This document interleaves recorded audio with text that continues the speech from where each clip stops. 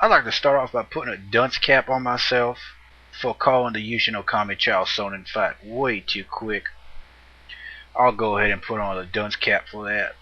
I was just like everybody else. Didn't give that man enough credit. Damn Chow.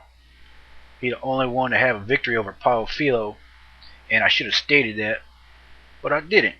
And I didn't because I'm wearing a dunce cap. Anthony Johnson versus Yoshiyuki Yoshida. Man, that fight wasn't even fair, man.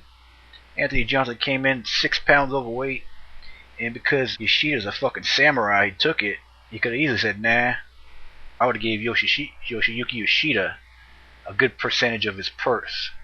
If Johnson got paid in full, that's bullcrap. Not even fair, man. You know, we got a nice conflict of interest in this UFC card because you got that Gleason Tabao taking down Josh Neer and doing nothing with the takedowns.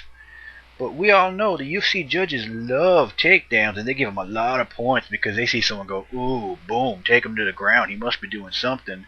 But it's obvious judges don't know shit because you could take someone to the ground and not do shit.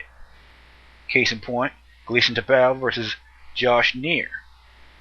And then we go over here a couple more fights.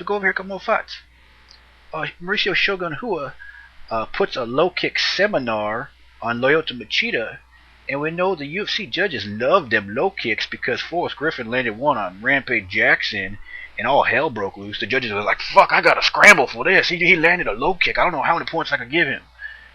But Machida pulls out the victory in the decision. It don't fucking make sense. You hear Blondie on the microphone say, to be the champ, you gotta beat the champ. That's funny. All of a sudden you gotta beat the champ? I thought you had to land a low kick. Fucking Rampage Jackson got the belt. Forrest Griffin landed a low kick. Fuck, they crowned his ass quick. Damn, man. Turned a really good fight into a controversial fight for no damn reason. Maybe Mauricio Shogun should have started off with Ultimate Fighter so the judges could warm up to him, because all they do is watch Spike TV. You know, they can't YouTube a couple fucking Pride fights to get introduced to fighters. They gotta wait for Ultimate Fighter. Damn. Anyway, Gleason Tabao won that fight with a bunch of fucking takedowns and didn't do shit. Cain Velasquez, don't really need to talk about Cain too much because I talked about him so much in my prediction video.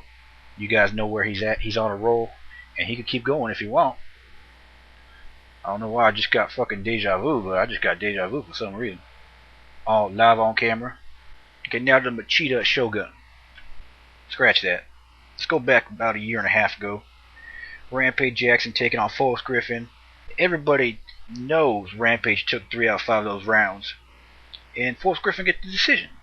Because everybody's excuse was, oh no, he was tearing him up on the legs. But that's all you hear if you're a Rampage fan. Oh, he low kicked him. I don't know if anyone got the fight stats on this fight with Lyoto Machida and Mauricio Shogun Hua, but not only was Machida's ribs, he got a tan and his ribs were red.